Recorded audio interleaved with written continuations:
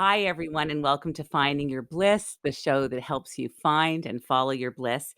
Today on the program, we have a real legend here with us.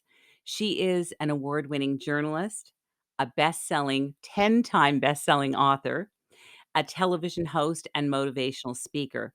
Joan Lunden has been a trusted voice in North American homes for more than 40 years. And for nearly 2 decades, Joan Lunden greeted viewers each morning on Good Morning America, making her the longest running female host ever on morning television. Lunden continues to be one of America's most recognized and trusted personalities, which has really made her a sought after speaker for events all across the country.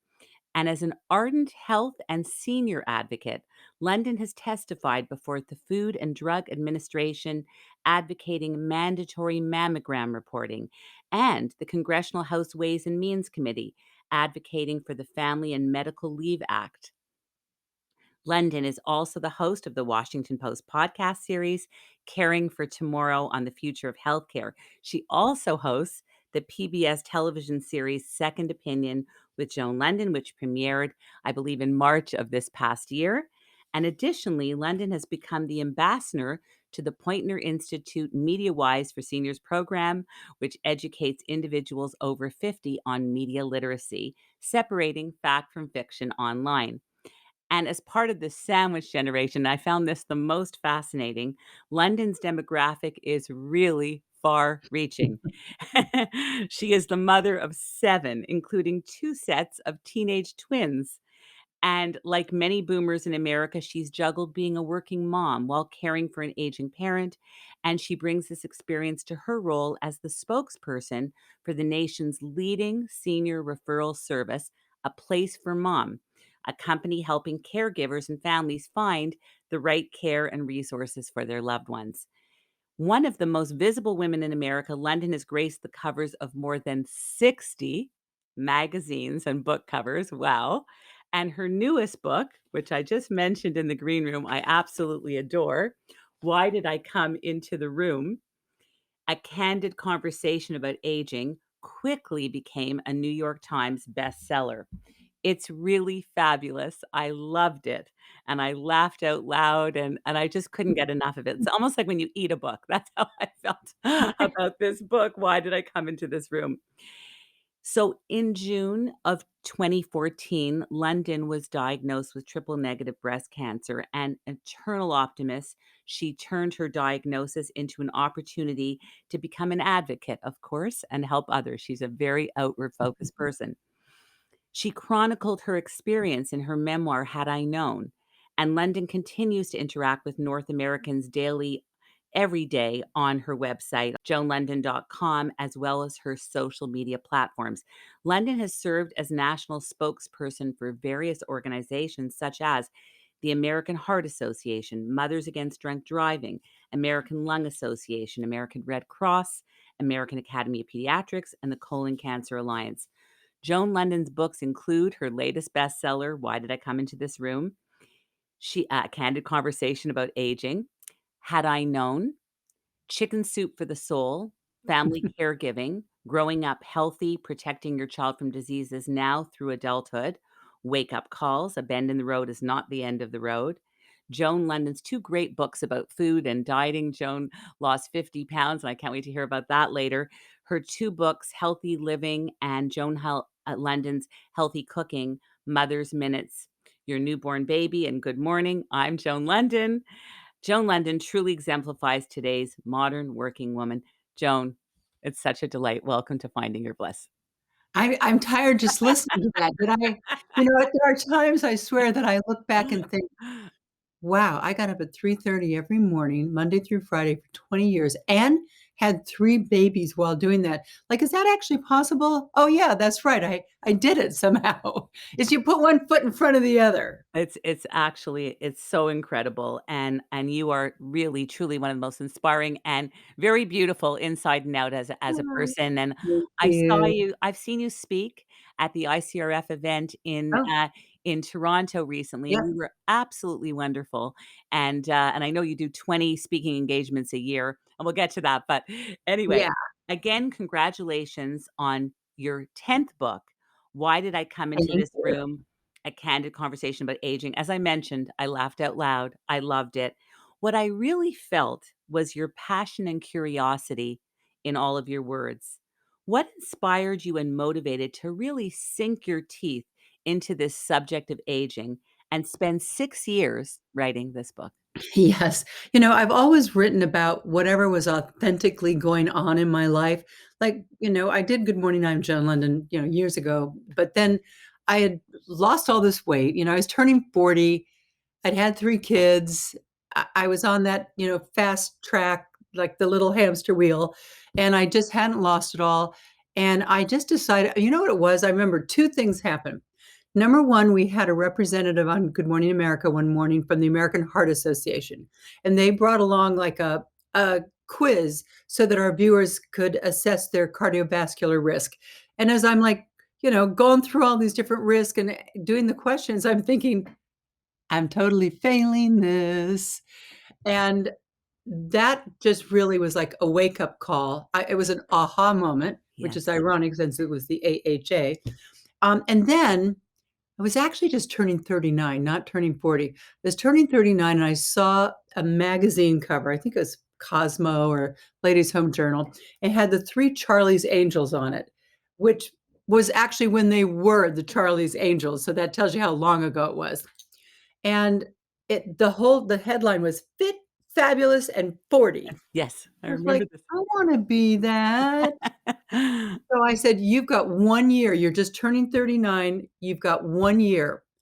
And I literally, like, gave myself a swift kick in the behind and started working with a nutritionist and started working out with a trainer, and I almost took it on, swear to God, if I actually had time for a 2nd or 3rd job, but I took it on as a job Wow. because it was I all of a sudden, I really when I started to get serious about it, I thought, in like 20, 30 years, I wanna be running in races. I don't wanna be watching from the sidelines. I have all these great adventures on my bucket list. I wanna be able to climb the Grand Tetons. I wanna be able to, climb Machu Picchu. So I better do something about it.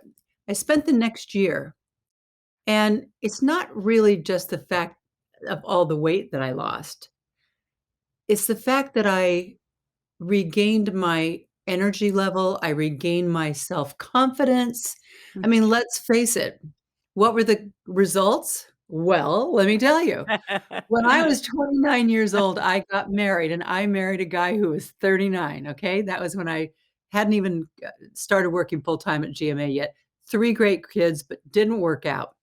20 years later, when I was 49 years old, I got married again, and again, I married a guy who was 39. 10 The years second younger. 39-year-old worked out much better, but you know what, Judy? That didn't just happen. That Mhm. happened because of the decision that I made in my life that I wanted to be the best I could be at whatever age that I was. So, man, I hit the ground running when I was 40, and I felt great, and it's like all kinds of new possibilities opened up for me. Mhm. So, my everywhere we would go, people, of course, they watched me, on the air go through Yes. this transformation. They were always asking me everywhere we would go, "How'd you do it? How'd you do it?" I think they thought I was gonna give them the secret pill that I took or something. And my teenage daughters, they're now in their 30s, they finally said, "Mom, just write a book already so that people stop asking." So I did. And, it was a bestseller, and when you have a bestseller, the publisher comes back to you and says, "That was awesome, write another one." Right? And I remember looking at my book agent then and saying, I don't know, you always feel like you squeeze every last drop out of your brain when you write a book. What am I gonna write about next? And he said to me, "You will always write about that which you want to know more about." Yes. And that's truly how every look, as I was leaving GMA, I wrote A Bend in the Road is Not the End of the Road, a book about change. It felt like was only happening to me, but as I started researching it, I found out, everybody has problem with change. And I wrote Had I Known because I was going through a breast cancer battle. And I had started this book way before the last book. Hmm. And at that time, I think I had it titled Live Younger Longer. Hmm. And after my cancer treatment, and I learned so much about my body and cells and all this and cell reproduction, I thought it's not about looking younger or living younger. It's about understanding your body and how your body works Mhm. and how what we eat affects our pancreas and our thyroid and our liver. And you need to find a way to talk about that in like layman terms that's, accessible, Mhm. and you need to talk about aging. Like, what is it that remember that agent? What is it that you wanna know more about right now? I wanna know how to successfully age. And so I renamed the book, I threw out all the stuff that didn't count, and I started researching. So, I mean, it literally was a 6-year span from the time I started, but as soon as I found out what it was I wanted to say, I mean, I could hardly get up from the laptop. It came spilling out. And you Yeah. also it's interesting, you think like a doctor. There's actually one of your chapters, one of the chapter headings is "Think like a doctor," and I wonder if that comes from your late father, who was a surgeon and a pilot, and if you've almost done that consciously or subconsciously to honor him, because you really could have been a doctor, I think. I mean, you're a fabulous Well, TV host. I'm glad that you are a TV host, and we got to benefit from that, but I think you do think like a doctor. Well, I always thought I would be a doctor. My dad was a family practitioner when I was a little kid because that's what all doctors were. And then, as things started changing in the medical industry, specialties just started kind of coming around. My dad became a surgeon because that was his skill set. Mm, That's what he was really great at. wow. And then he started doing cancer surgery. And, back in those days in the early 60s, there was no radiation, there was no chemotherapy. Mm. Radical mastectomy was the only thing a woman could do if she had breast cancer. And everywhere we would go, because my dad still saw families, he knew everything about the family. He would know your risk factors because he took care of your mom and your dad and your uncle and everybody else. It was a totally different world. Everywhere we would go in town, my father would be approached always, and people would embrace him and say, "Oh, doc, thank you for saving my wife's life," or whatever they would say, and, like, why wouldn't I wanna be that? Mhm. I wanted to be that, but my dad was an avid private pilot. In fact, he and some other private pilots, bought a bunch of property, built a small private airport just outside of Sacramento, California. Our house was at one end of the field. My house was literally built around an airplane hangar. Wow. Like, you go down the hall, Jeff's room, my room, airplane hangar, and, he would come home and open up those doors, and we'd push the plane out, and we would fly to Reno for dinner. I mean, that was our life. But my dad used to fly around the country helping other surgeons with difficult cancer surgeries. He used to speak for the American Cancer Society all the time, Mm. and he was flying back from speaking at a cancer convention in Southern California and crashed, shortly after takeoff in Yes. Malibu Canyon. He was only 41 years old. Excuse me, he was 51 years old. My mom was 41. Mhm. And I think about it, like, when I turned 40, I thought, "Wow, this is how old my mom was when my dad died." She had so much life still in front of her. Mhm. Um, and I think at that moment, it became even more important to me to follow in his footsteps. But a few years later, I was only 13 at that time, and I graduated from high school at 16. I'd skipped a couple grades, Mhm. and I went to work in the hospital that he had helped to found and build. I found out pretty quickly that scalpels and stitches and needles were not going to be a part of my career. Definitely not. I So, I majored in psychology. I figured that's as close as I was gonna get to medicine, probably helped a lot in interviewing skills. But, when I got diagnosed with breast cancer, it was like within 24 hours, I said, "Wait a minute. You just got the most amazing opportunity dropped in your lap. Hmm. You can now learn everything about breast cancer and the treatment of breast cancer, and you can disseminate it out to everybody. It's like you just took the baton from your dad. You can run it to the finish line. Ah. And it instantly changed me from a victim and a patient into an advocate. And that totally changed my breast cancer journey. I like sailed through it. I felt strong and I felt purposeful. And I felt like my dad was always looking down and saying, take that ball and run it into the end zone, baby doll. Isn't that incredible? Isn't that Yeah. incredible? That's your character, though. This is your character, is you're an optimist. You might Yep. get that from your mother, Gladys. Is it I Gladys? definitely D did. She was a rose-colored, glasses half full, right, person? Oh, yeah, And always look at life through your rose-colored glasses, always hitch your wagon to a star, um, always plan a big party once a year so you really clean your house. love that line. There are a couple of ones. Oh, even better, tan fat is better than white fat. It's true. It is I bang mean, on. we call them Gladysisms, but she was like living with a positive thinking guru. So I definitely got a lot of that glass half full girl from her. So fabulous, and she was called Glitzy Gladdy because she loved a little bit of gold. Oh, a little bit? The only sneakers she ever owned was a pair of sneakers that were covered with gold sequins. Gold cowboy boots. That's the way to do it. I love that. Yeah, I and a redhead, and that was her other motto, "You die until you die." You die. So true. So When she was a redhead when I put her in that coffin in her white St. John suit with the gold trim and her little gold Chanel bag. When I got back home, I told my mother-in-law that that this was what my mom wanted to be buried in, Yes. and my mother-in-law said, "You put a gold Chanel bag in the coffin?" I think that was perfect. I think that was perfect.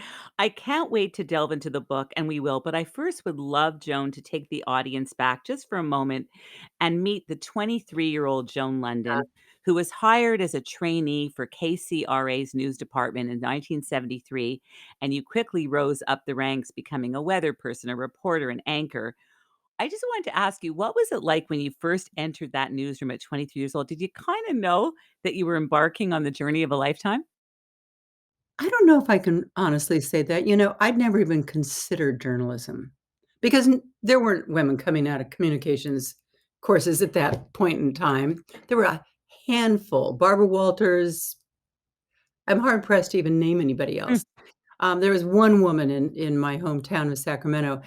But one night, a guy was over, a friend of the family who worked as an ad salesman at the NBC affiliate, and he said in the conversation was, "When you're ending college, everybody it always comes around to, 'What are you gonna do, Joan, when you get out of college?'" And he said, "You really should consider TV news." And I was like, "What?" He said, "I'm telling you." He said, I mean, just think, this was, the early '70s when the women's movement was full blown. They were burning their bras on campuses and suing the New York Times and everybody else for putting more women into positions. He said, "The FCC is putting a lot of pressure on local stations to add women to their newscasts. I think you should consider that." So I could have so easily let that passing comment go. But the next morning, I picked up the phone and I called the news director at that station, and I got an appointment to go in, and I went in with my questions, what are the, possibilities for women, in television news, blah, blah, blah, and after 5 minutes, he said, "Well, clearly you know how to write an interview." And he said, "Let me take you into the studio and audition you."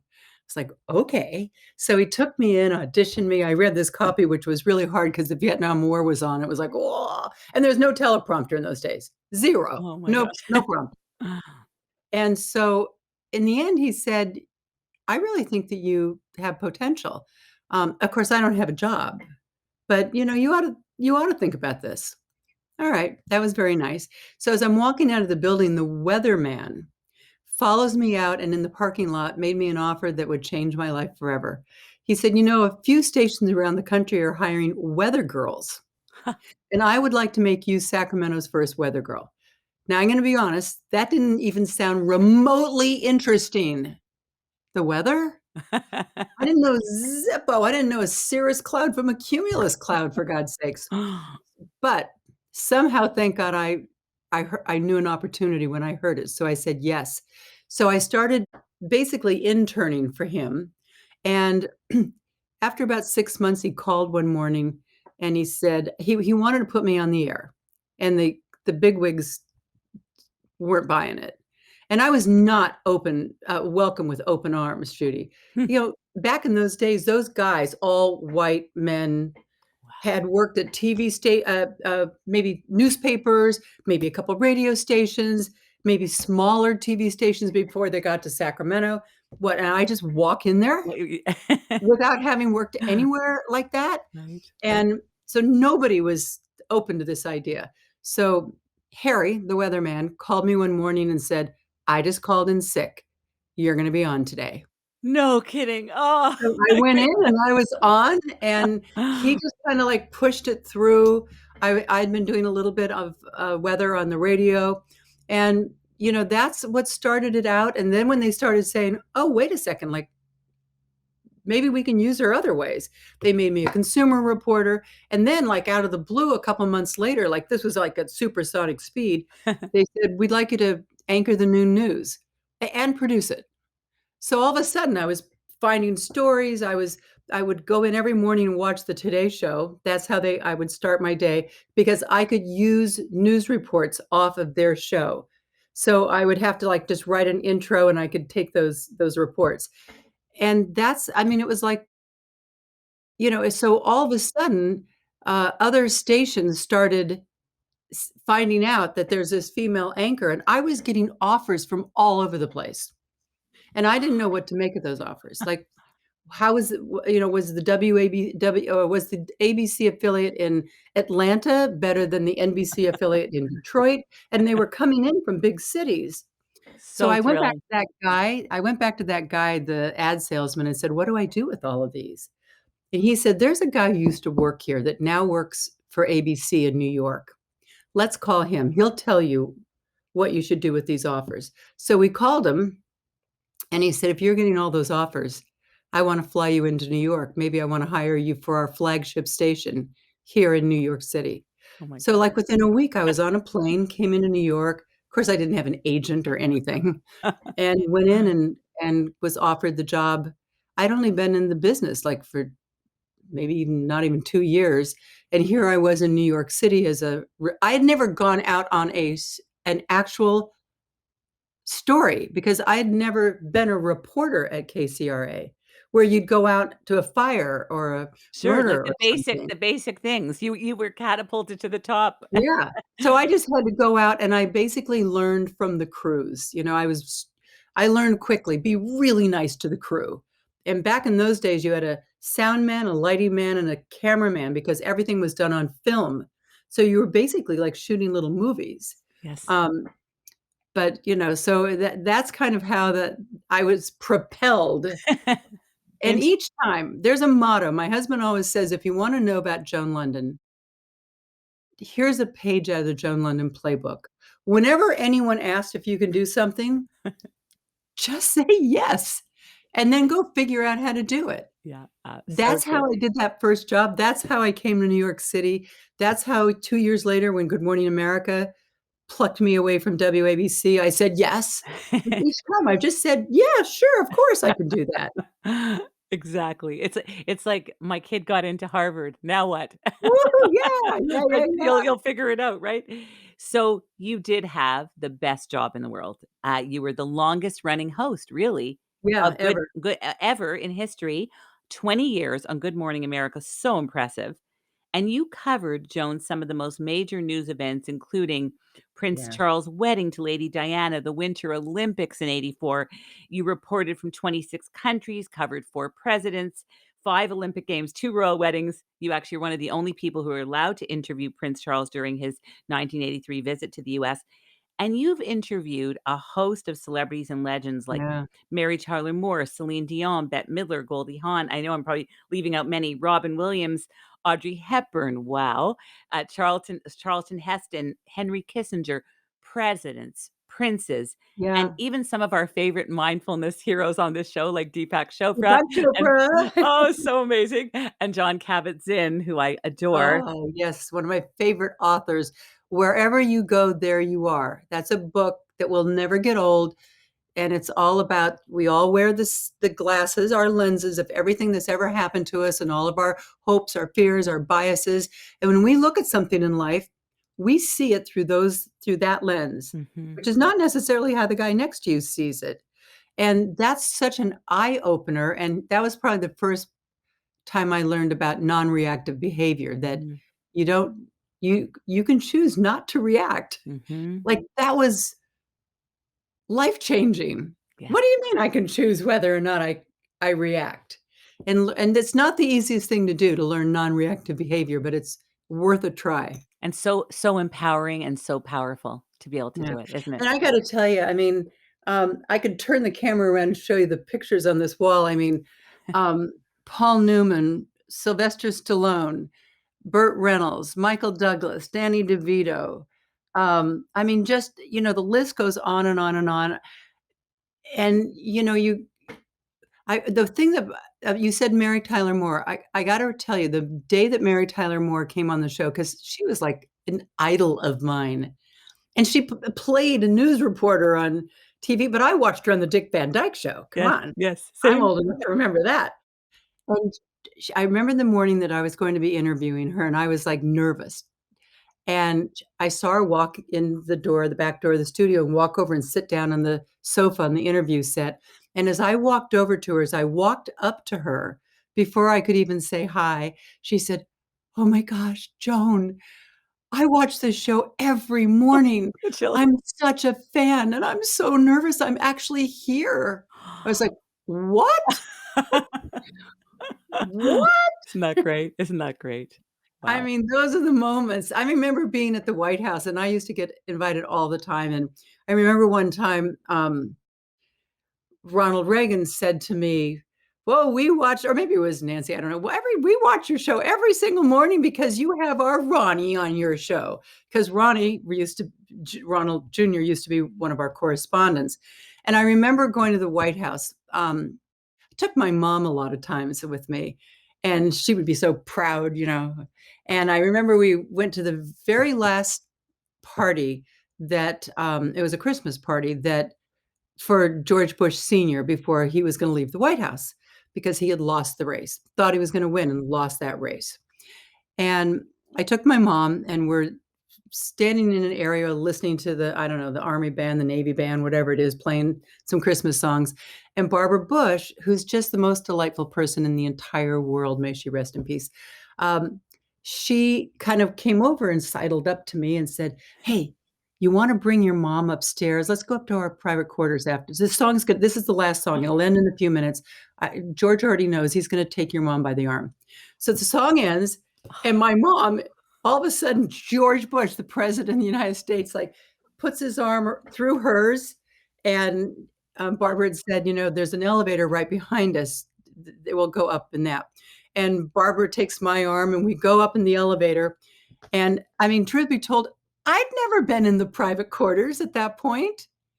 Maybe she thought I had been, but so we go up, we sit down, and, I remember the first thing President Bush said to my mom, "Your daughter is a terrific journalist and has asked me some pretty tough questions because that's what you have to do as a journalist, but she's always been so wonderful to my Babs. And anyone who's nice to my Babs, I love them, and she's always been nice to my Babs." It was like Aw. I was like and then Barbara took us on a tour, took my mom on a tour and showed her all around I mean, it was, Heady, those are the heady stuff. amazing back of the building kind of things that you get to go see. That's just absolutely incredible. I can't get over the Mary Tyler Moore moment. I eh, your first co-host on GMA, Joan, was David Hartman, and then in Mhm. 1987, Charles Gibson became your long-standing host. Yeah. And the audience loved you guys, and I was blown away by that interview that you both did on the Oprah Winfrey Show, and you came on, and that entire Yeah. audience that was a very long-standing ovation. I Yeah. just remember that, and you could feel it, like, people were so thrilled and so excited. What was your relationship like with Charlie Gibson, and what are your memories of that glorious time? I think that kind of a standing ovation and that kind of a reaction to us is because it was a wonderful, um, almost brother, sister, certainly best friends. I will tell you, when he first came in the very first day to just put his stuff in the office, he came into my office, he closed the door, and he said, "I have a deal to make with you, London." I said, "Okay." He said, "Let us make a deal that we will never one up each other. We will never steal stories from each other. Let's show America that a man and a woman can sit next to each other, work together as equals." I said, "Whoa, I'll take that deal." Ah. And he never faltered from that. Like, he always used to say we were like an old married couple. We could finish each other's sentences, but we didn't have sex. It sounds like But it. we really could, like, we could read each other.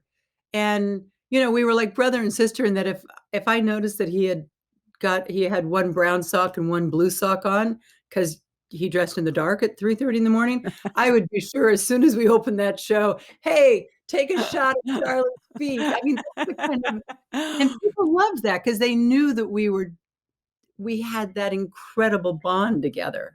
So his birthday is March 9th, and my birthday is March 9th, so I thought that was a cool fun fact. We share a Yeah, birthday, yeah, yeah. and very good combination. I don't know if you're into astrology, but, you're September 19th, is that correct? Yes, I am. And so very lovely with Pisces, so Oh, Virgo, yeah. so but, anyway, Virgo don't believe in it, so you probably don't believe in what I No, no, no. but I also love, Joan, your Facebook Lives. They're so wonderful, Oh, and you did one recently with Charles Gibson. What was that like? Did the yeah. memories just come flooding back? You know something? That might have been the 2 Facebook Lives I've done that have had the most people on and the most reaction was Charlie Gibson and Michael Bolton, because 'cause Yes. they're people who love Michael Bolton just love Michael Bolton. He befriended me. I was one of the first interviews that he ever did when Time, Love, and Tenderness was coming out. He was so nervous. He was, like, sweating, and so they said, "Go into the green room and try to make Michael Bolton, feel, like, a little more comfortable," and he knew that, so then when I was divorcing, he called me, "Anything you need, I just went down this road, it sucks." And so I started, hosting all of his Michael Bolton charities events every year and have done so for, like, the last 25 years, and we Wow. found each other nannies from time to time, like, it's that parent relationship. Um, but with Charlie, people he would die if he ever heard me say, like, he's kind of a ladies' man, because he would be that would be the last thing that he would ever think of himself as or even wanna be thought of, because he was just this brilliant guy. I remember we did the first show with him down, in Florida on a beach. I remember he came out in his suit and his tie, and I'm, like, in a beach outfit, and we opened the show, and as soon as we opened the show, I said, "Charlie, we're on a beach." And I took and I started loosening his tie, and I thought, the guy's probably thinking, "What did I get myself into?" But we had dinner the night before with his dad who had come down to see his first day, on this big new job, and I said, "What was he like as a kid?" And his dad said when he was 8 years old, he was already reading the congressional record, and he knew everything about every congresswoman and man and senator, everything, and but he didn't wear it. Yeah, he was He was almost a modest. little self-deprecating, but certainly incredibly modest, never talked down to anybody, never even talked at you. He was engaging. I mean, I used to see him on, some live remotes. He was our Capitol Hill correspondent for ABC, and he knows this, that I'm the one who said to the, uh, execs at GMA, "We ought to have Charlie Gibson replace David," because we were looking for a replacement. And I really pushed hard for him, and he knew it. That's why he came in and said, Uh, "I know part of the reason I'm here is you. Let's make sure we have a great working relationship."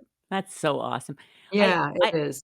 I noticed, Joan, even and you're an unbelievable host, and you've done this, your whole life, and you're just so graceful and wonderful at it. I even noticed on the Facebook Lives, you're very gracious. You say hi to everybody. You read all the names. I don't know how you see their names. I have to I have to, like, peer right in to see. You must have very good eyesight. But, it's just lovely the way you even handle the Facebook Lives. It's fascinating, you know? But I love the connection, Judy. In fact, when I left GMA, that was the thing that upset me. That was the thing that saddened me was that, we didn't have Facebook in those days. We didn't have like, once I left the show, all those people had always written me letters and, watched me, and that connection just got Yes. torn apart and taken away. So when the day finally came that Facebook came around and my husband saw me, like, going on Facebook and having all these people say, "Oh my god, hi, hi, hi." He said, You're not gonna be able to answer every single one of them, but I gotta tell you, I give it a really good try." You give it a good college try, I see Yep, that. It's so wonderful to and see. I love that. I cherish that. I value that connection. It's really, really incredible. So, leaving I know was difficult, but you handled it with grace and aplomb, and you handled it with I wanna say the dignity and grace of an Audrey Hepburn Ah, and of a Joan Lunden, I'm gonna say. You really did, and you didn't and you could have not done it that way, but you oh, really did. You I could could have been the woman scorned. I could have gotten Yeah. really because I didn't leave of my own volition, but I didn't talk about that. They decided to replace me with a 30-year-old lookalike, Hmm. and, I decided to leave with my head held high and not leave y y there's always that saying, "Never burn a bridge you don't know if you might have to cross it again." Yes. I was going off to other jobs. I didn't want anybody to s I didn't want the world to see me as that person that they took off the air because she turned 45, God forbid. Right, right. And, so I just decided to leave with dignity, and I'm really glad I did. I have no regrets. I never even ever talked about it until the book. Mhm. That was the first time I talked about it, and that's what, I mean, 20 years more than 20 years later, Hmm. um, and I'm very glad that I handled it the way I handled it. Mhm. So, so And wonderful. by the way, Audrey Hepburn, you brought up Audrey Hepburn. Yes. So that was another woman who is to me an idol, and I think the reason why we all love her is because she was this natural beauty. She wasn't a made up, painted beauty. There Mhm. was nothing, Artificial, um, yep. artificial about her. She was very understated, Yes. very a quiet, beautiful, feminine elegance. I remember every time I interviewed her, she had a tendency to wear these, like, kind of ankle-tight pants with little ballet slippers and some kind of a little Yes. sweater set, and it was always so understated and yet looked so damn good, and Yes. to me, that's that understated elegance that we should all aspire to be. Well, you've got it. I'm telling you, you've definitely got that. So, you were dealt this devastating blow of hearing that you had triple negative breast cancer, and like everything else in your life, you dealt with it with courage and grace. And in your own inimitable way, you took it on with positivity, hope, and optimism. Can you take us back to what gave you the strength? I mean, you talk about you wanted to help people. And I think that's what this book really does as well, is I feel like Yeah. you are driven very Mm. relentlessly Yes. to help prevent rather than cure illness, to Yeah. empower women to be the healthiest and best people that they can be. Wouldn't that be a wonderful goal to achieve in this country that we could start preventing illness instead of treating it once we had it? I didn't really know that much about breast cancer because admittedly, I just never had a friend or a relative that had ever gone through it. Um, and I'd never spoken at any big breast cancer events because they tend to get people who've had it. Mhm. So I didn't really know that much about it. In fact, when my breast cancer surgeon said, "You're triple negative," I thought, "Oh, good, at least I'm negative to 3 things." Then she said, "No, no, no, no, no, you don't seem to understand. There are, like, 3 buckets, estrogen, progesterone, and HER2. Those have treatments. you're negative to all of those. So the only thing you can do is, probably 6 to 9 months of really aggressive chemotherapy and radiation. And admittedly, my first question was, wait a minute, does that mean I'm going to lose my hair? Which of course it did.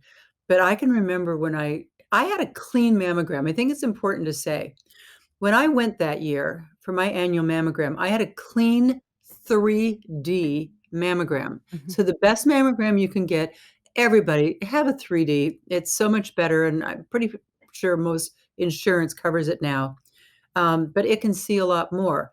But unfortunately, if you have very dense breast tissue, no mammogram is going to be able to necessarily see cancer mhm, because breast tissue, dense tissue shows up white on a mammogram, mhm, and so does cancer. So it can be very easily masked. I didn't know any of this. mhm, Fortunately, about the year before that mammogram, I had been sent to do a story with another show I was doing at the time called Health Corner. I was interviewing Susan Love, who wrote the breast book about mammograms, and she, of course, said, "You do get your annual mammograms, don't you, Miss London?" And I said, "Oh, yeah, but I find them so nerve-wracking because I'm the one in the waiting room who's always called back in for more pictures."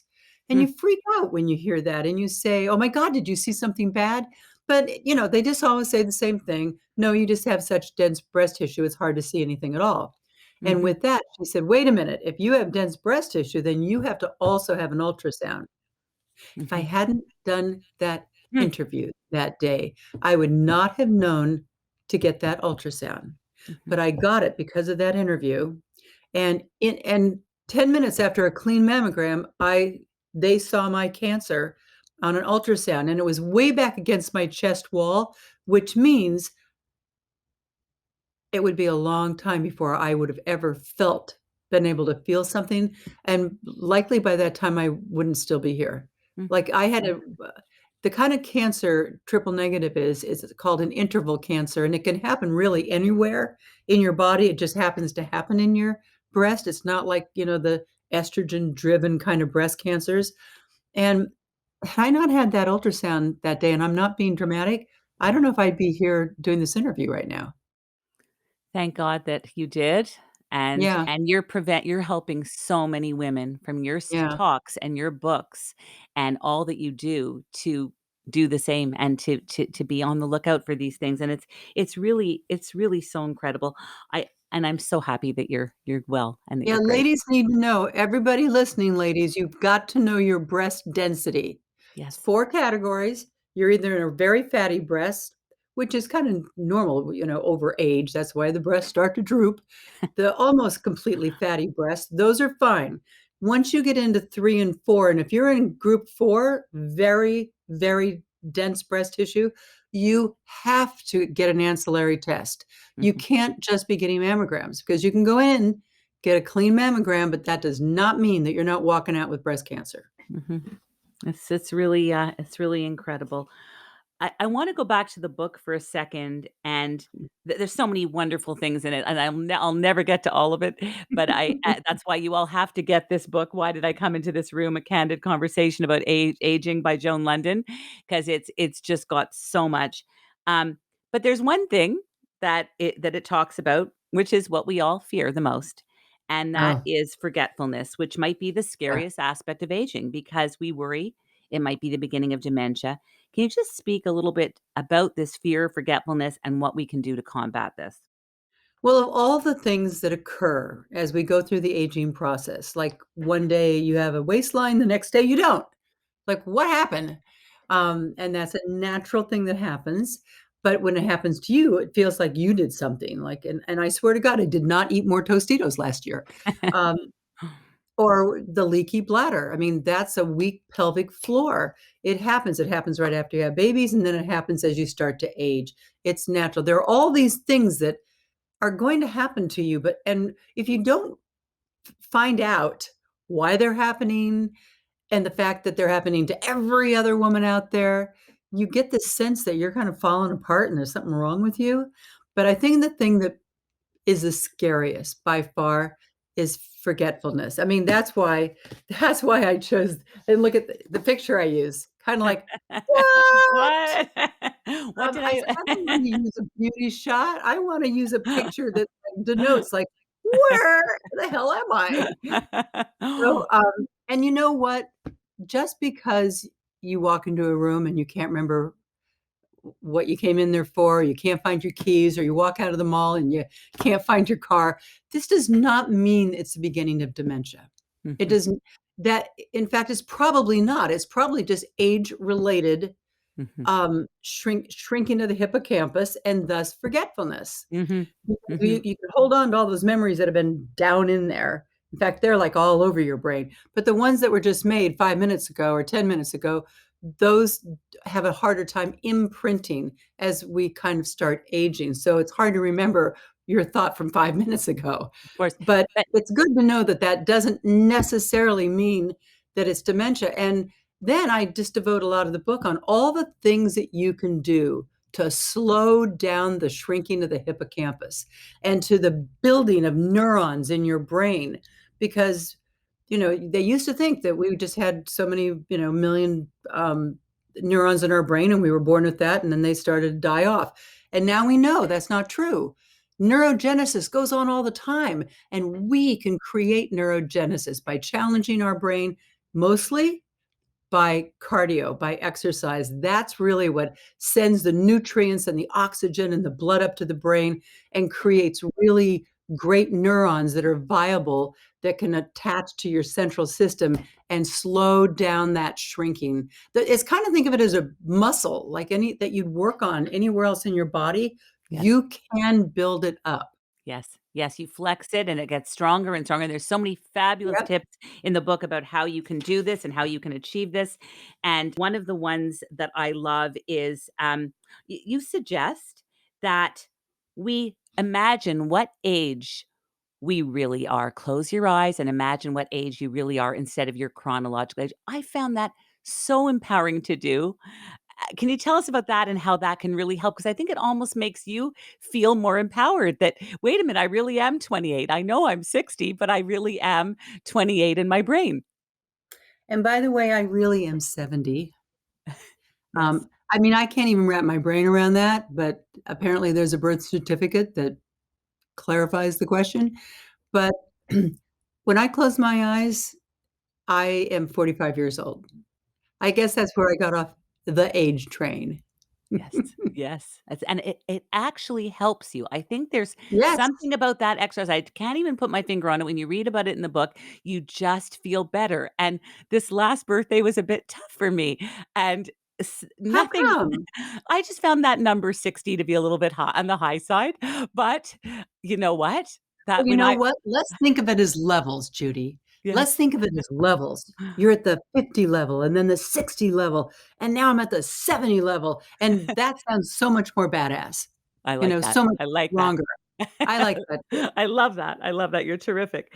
And I also love your wonderful exercise about interviewing a family member on Yeah. video or audio, just so you have all these wonderful stories and anecdotes and important medical information. Like I want to send the book to so many people just for that, even for that Mhm. exercise. You call it capturing your family story. Yeah, yeah. And And do it. Don't put it off because I remember I never knew my dad as an adult. I was 13 when he died, so I went out and made appointments with a bunch of the doctors that were his colleagues and nurses who had worked alongside of him at the hospital, and I interviewed them. Those interviews are some of the most valuable possessions I have. I Mhm. learned so many fantastic things about my dad I never would have known, and I couldn't ask my mom at that point because she had gotten dementia, and she just really couldn't answer them. So do it while you still can. While you still can. Your chapters Yeah. on happiness are wonderful. Again, it reminded me of your mother, Gladys, who wore rose-colored glasses, and other Yep. inspirational women in your life who've instilled much of that positivity in you. And you've said happiness is a choice. How lovely. Absolutely. Happiness is a choice. Reacting to somebody is a choice. Quite honestly, stress is a choice. I mean, I've had times where I like, "Arr," and then I'll stop Mhm, and I'll say, mhm. wait a second, do I really want to go down that rabbit hole? No. Okay, then I'm not going to. You And it is our choice. We don't have to go there. You have so many wonderful happiness choices, happiness tips in the book. I love them. I also love the chapter headings. They're hilarious. Like I just literally would laugh out loud every minute. Why can't I lose weight like I lose my keys, phone, and sex drive? I Well, mean, how about at the end? "I wanna be cremated. It's my last chance for a smoking hot body." it's so fantastic. And you love reading, and I'm sure that's partly why you're such a prolific writer. I said you've written 10 books now. Do you have a favorite time of day to write, or is it hard to write? Is it enjoyable to write? Like writing this book that took 6 years, was there a time of day that really made it work for you? What's your writing process? It's really when that thought happens in your head, "Oh my god, this is what I wanna say, this is what I wanna impart, this is how I wanna make my mark, this is how I wanna help other people," and then you just kinda get bitten by that bug and you go for it. Mm, Um, I didn't allow myself to stop and read, and I'm a prolific reader. I mean, I just love reading books, but I didn't allow myself to read during that time mm. because it put me at my desk and it put me at my laptop. Um, and I haven't started the next book because I haven't decided exactly what that important thing is. And it will come. And when it comes, I'll be right back here writing again. And I love the process. It's so wonderful. That's half of it. There's so many other wonderful things. You can catch Joan Lunden on her PBS television series Second Opinion, on her podcast. She has a Washington Post podcast series called Caring for Tomorrow on the future of healthcare. And I just want to say very briefly about the power of the fear that you had of public speaking. And now you're Ah, a keynote speaker 20 times a year. You not only are not afraid of it, you love it and relish it. Can you just tell me briefly what it is, how you were able to get over your fear, and how your fear became one of your passions? it used to just I'd break out. I mean, I just was so afraid of it. And when I left GMA, I went on tour with Tony Robbins in venues with like 26,000 people. It was kind of like baptism by fire. But I'm a walking example that you can turn a complete fear into a complete passion. And let me just say, I'm venturing into new territory again. I just accepted a faculty position Mm. at Lehigh University, and I'm going to be a visiting professor. I'll teach population health in the media. So I'll be up in front of a class of 50 Oh, young college minds asking questions.